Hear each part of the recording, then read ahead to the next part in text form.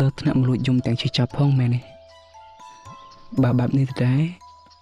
មិនប្រាប់ខ្ញុំតាមត្រង់ទៅថានាងស្រឡាញ់ខ្ញុំខេម៉ានាងកាន់តែព្យាយាមលាក់បាំង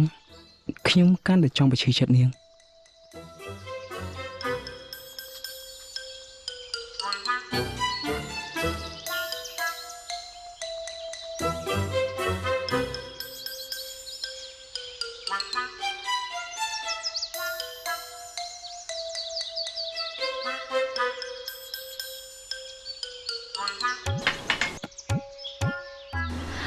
ហឹលតែឆ្ងាញ់